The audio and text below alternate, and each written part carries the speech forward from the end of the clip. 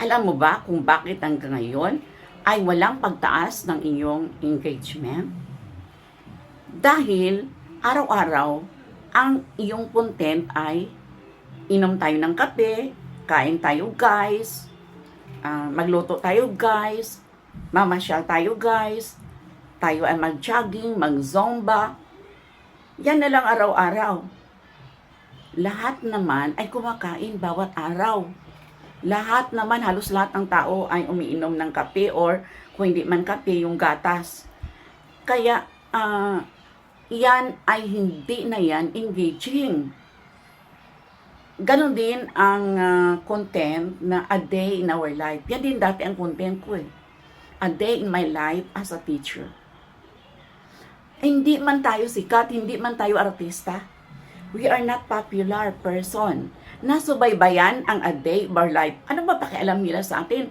Kung ano ang ulam natin ngayong araw, anong ginagawa natin, ano-ano ang matinatanim natin sa ating mga garden, ano ang iniinom natin, ano ang niluluto, saan tayo pupunta. Hindi yan engaging.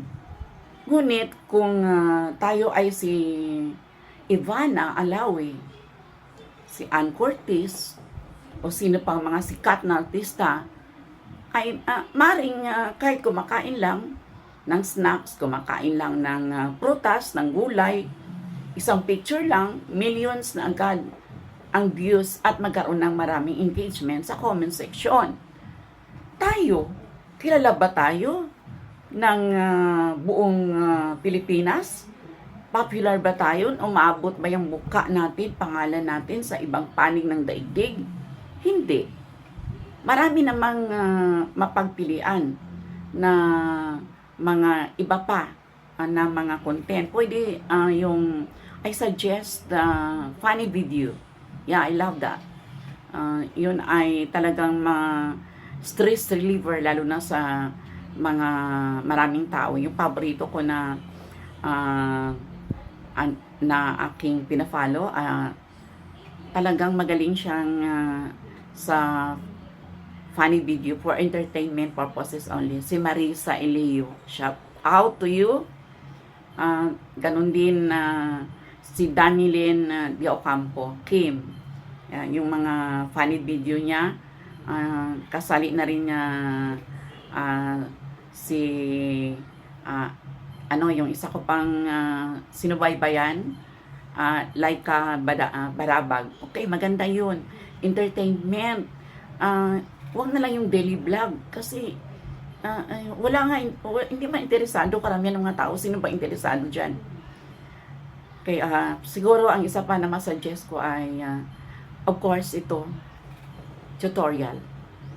Ang maraming opportunities sa tutorial dahil there are many beginners na mga content creators every day na gusto nilang matutunan ang mga karanasan natin. At kapag na-share ang ating video, ay safe naman ito na hindi tayo magkaroon ng violation. Storytelling. Yeah. Magkwento ka lang ng mga karanasan mo na may malagang aral. Pero wag mong i-focus sa daily life mo. Lifestyle, pwede rin. Ganon din ang, of course, yung cooking, kung magaling ka talaga na magbigay ng mga pointers dyan na you will make a difference sa cooking mo, pwede rin yun. At iba pa siguro na ma-suggest ninyo, travel vlog na magastos yun. Kaya, ang higit na mabuti yung tutorial, inspirational kasi pwede sa bahay lang. So, parang mahaba na ata yung na-share ko ngayon. Ito lang muna, sana may ron kayong nakuha sa karanasan ko na para mapabuti natin ang uri ng ating content. Kung mayroon kayong natutunan sa karanasan ko, pakibahagi naman sa ibang tao. Please like, share, and comment. I am your teacher vlogger, retired master teacher 1, live and alive here in somewhere in Davao City. Live, alert, awake, and enthusiastic. Mabuhay, magandang buhay, mabuting tao. Mabuhay, mabuting tao, magandang buhay. Long live good person, good life. Long live good person, you. Thank you for watching. Until my next vlog. Mabuhay!